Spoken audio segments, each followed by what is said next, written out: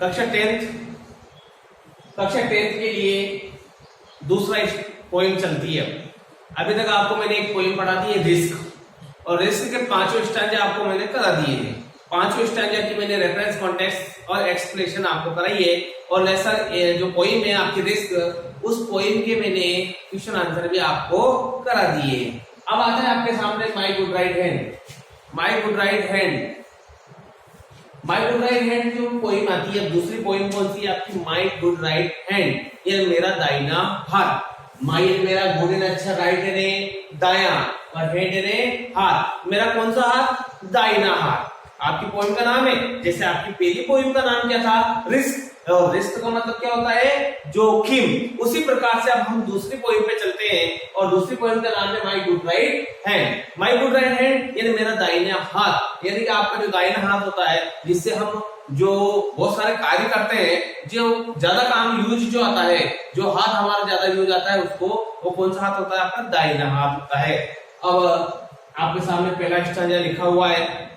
पहला स्टैंजा आपके सामने मैं पढ़ूंगा, और पढ़ने के बाद मैं इसकी हिंदी बताऊं। हिंदी बताने के बाद एक एक मीनिंग की आप देखते जाना और आपको पता लग जाए। आपकी बुक में है, पहला स्टैंजा देखना और समझना, जैसे कि मैंने बताया भी है, और आपके सामने एक बार और बता रहा हूं, उसके बाद सारी चीजें इसमें बताई जाएगी। तो आप पंक्ति वाइज देखते जाना। I feel into grip, comma, पहली पंक्ति हो रही है I feel into grip and begin to complain. आप सबको पता है कंप्लेन मीनिंग क्या होता है? शिकायत करना। मीनिंग आपको लिखा रखी है, जिसने नहीं लिखी वो भी लिख लेना। I feel into grief, comma, and begin to complain.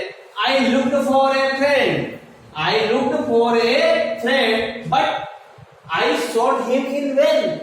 Poem को हमेशा गाकर में बोला जाता है कि I feel into grief and begin to complain, and began to complain. I looked for a friend, but I sought him in vain. Comparison were cheap and acquaintance were cold. They gave me good counsel. They gave me good and अच्छी counsel, comma, but they got their gold. देखो भाई बहनों, इसमें कुछ meaning ऐसी है जिनके समानार्थी शब्द आपको याद रखने पड़ेंगे। मैं यहाँ बताऊंगा और आपको किताब में लिख भी लेने हैं, और आप स्टैंडर्ड लिखते समय वहां पर भी थोड़ा सा ऐड कर लीजिए। I feel into grip, comma, यहाँ की पंक्ति बताता हूँ। आई ने फील ने महसूस करना, क्या महसूस करना? ग्रिप। ग्रिप का मतलब होता है दुख। ग्रिप का मतलब क्या होता है? दुख, गरीबी हम कह सकते हैं। यानी जब मैं दुख की स्थिति में था, या जब मैं गरीबी की स्थिति में था, यानी मेरे पास कुछ भी नहीं था, जब मैं गरीबी की स्थिति में आ गया तो मैंने क्या कर दिया? एंड और बिगिन प्रारंभ कर दिया। तो कंप्लेन, शिकायत। कंप्लेन क्या होती है? शिकायत करना। जब मैं गरीबी की स्थिति में था, आई फील इनटू ग्रिप, आई फील इनटू ग्रिप, जब मैं दुखी या गरीबी की स्थिति में था, तो एंड बिगेन टू कंप्लेन, मैंने शिकायत करना प्रारंभ कर दिया। कवि कह रहा है कि वो गरीबी की स्थिति में जब था तो उसने शिकायत करना प्रारंभ किया, यानी उसने लोगों से कहना प्रारंभ कर दिया। I look for a friend, I में लुक्ड का मतलब होता है यहाँ पर तलाश की, सर्च, जैसे हम कहते हैं आई लुक्ड फॉर ए फ्रेंड, मैंने एक अच्छे या मेरे एक सच्चे मित्र की तलाश प्रारंभ की। आई लुक्ड फॉर ए फ्रेंड, मैंने एक सच्चे मित्र की तलाश प्रारंभ की, बट किंतु आई सॉट हिम इन वैन, व्यर्थ।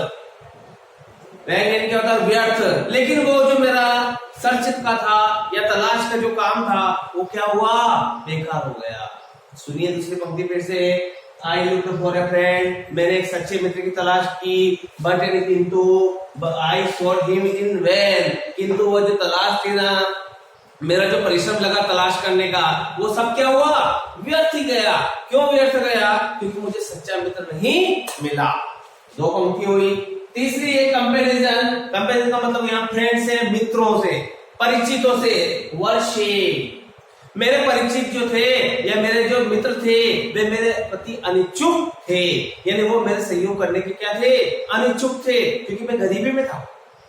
मैंने लोगों से कहना प्रारंभ किया, शिकायत करना प्रारंभ किया, तो मैंने एक सच्चे मित्र की तलाश की, लेकिन वो तलाश क्या हुई? व्यर्थ ही गई।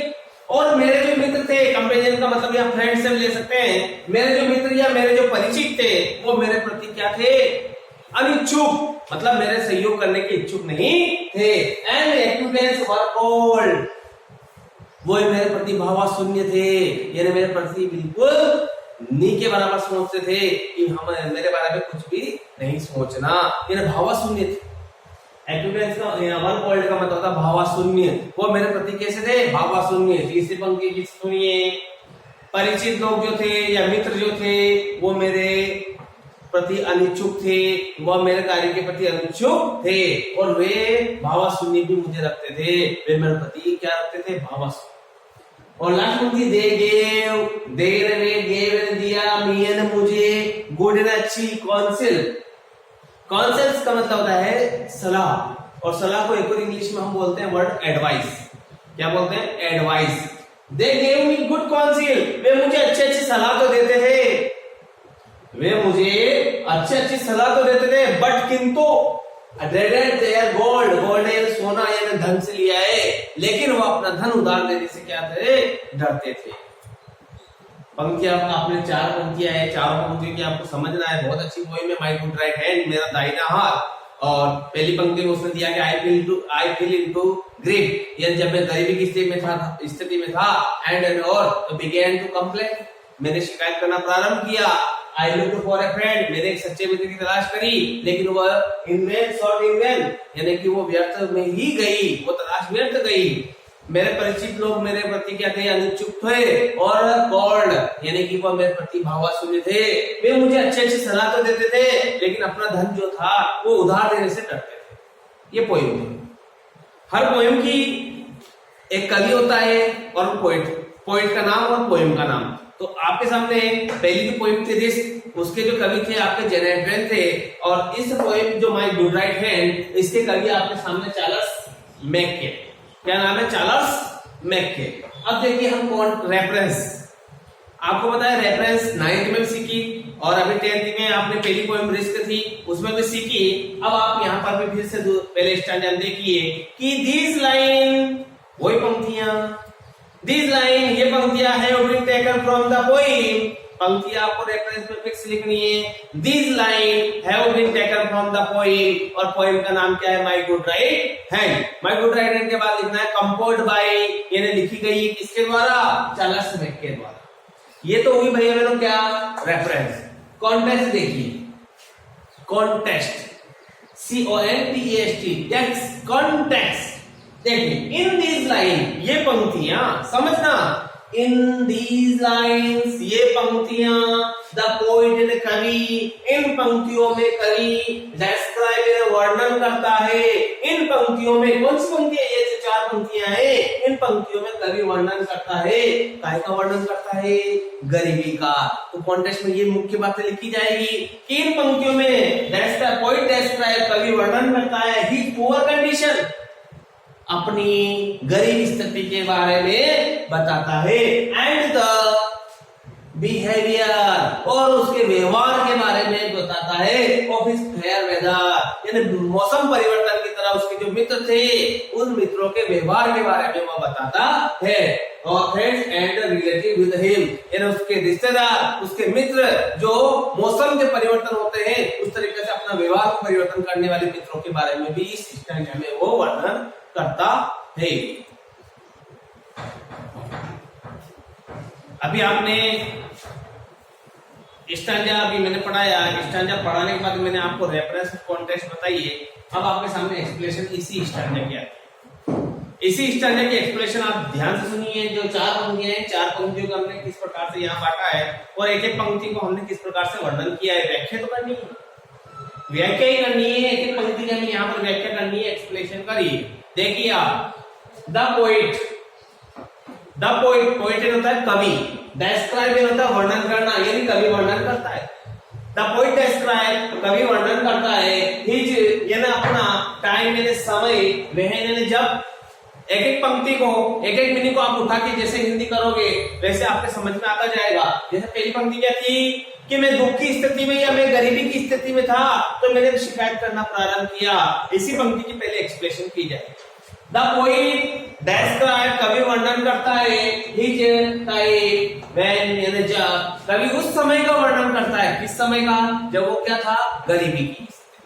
तो the poet describe his time, कवि वर्णन उस समय का वर्णन करता है व्हेन जब ही वाज इन डीप इन गहराई में, कौन सी गहराई में, सोरो यानी दुख की, और ड्यू टू पॉवर्टी एंड गरीबी की।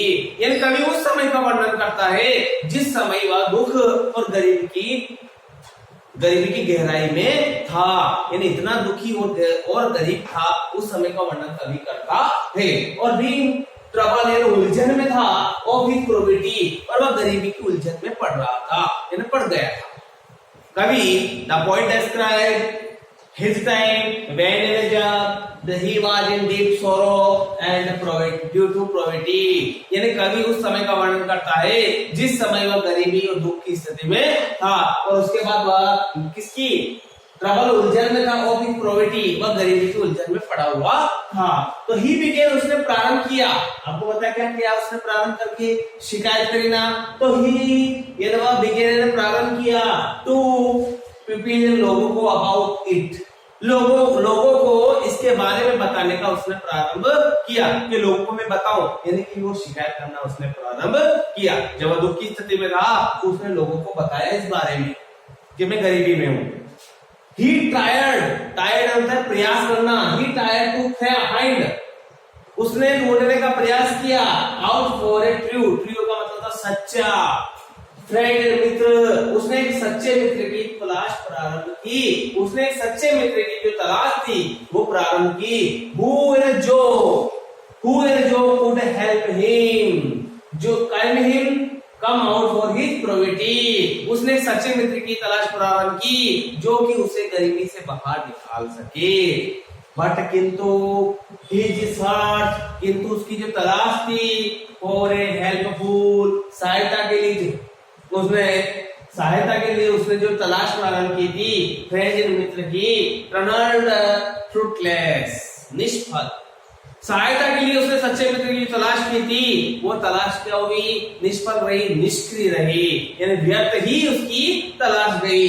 ही उसके सो कार्ड पुकारना, फ्रेंड्स यानी मित्र हमारे थे अनविलिंग, यानी उसके जो परिचित या परिचित जो थे मित्र वे भी उसके प्रति अनविलिंग, अनिच्छुक थे, अनविलिंग यानी होता है अनिच्छुक थे, टू हेल्प में मदद करने के, एंड द पर्सन, और लोग जो थे फैमिली परिचित with him were without emotion, ये बिना भावुकता के होते हुए भी उन्होंने उसके परिचित और मित्र और परिचित लोग भी उसके प्रति भावशून्य हो गए थे, इमोशनल भावशून्य, विदाउट इमोशनल भावशून्य हो गए थे, यानी भावुक नहीं हो रहे थे उसके इस गरीबी को लेकर भी। इन द नेम, केवल नाम मात्र, in the name of help, सहायता के नाम पर देर वे गिवन दिया द पोएट एंड कवि को ओनली गुड एडवाइस, यानी सहायता के नाम पर केवल उन्होंने कवि को सहायता के नाम पर क्या दिया, केवल सलाह दी, एंड नो मनी, और अपना कोई धन उसको उधार नहीं दिया, केवल क्या दिया उसको, सहायता के नाम पर उसको दिया। देखिए आपको समझ में नहीं आया तो एक बार देखना है। कवि ने कुल मिलाकर यहाँ पर 4 पंक्तियां जो दे रखी उसी की व्याख्या यहाँ पर की है कि वह एक अच्छे मित्र की तलाश कर रहा था, लेकिन उसकी तलाश व्यर्थ गई, उसके परिचित लोग भी उसके प्रति भावशून्य हो गए, अनविलिंग हो गए। कवि ने इसी का वर्णन इस स्टाइल के एक्सप्लेनेशन में किया है। भैया बहनों आपको बढ़िया सुंदर अक्षरों में लिखना है अपनी कॉपी में, और मीनिंग आपको मैं लिखा दूंगा या लिखा दिए होंगे तो आप लिख लेना और इसको समझना है, ठीक है। धन्यवाद। वीडियो को जरूर सब्सक्राइब करें और लाइक करें।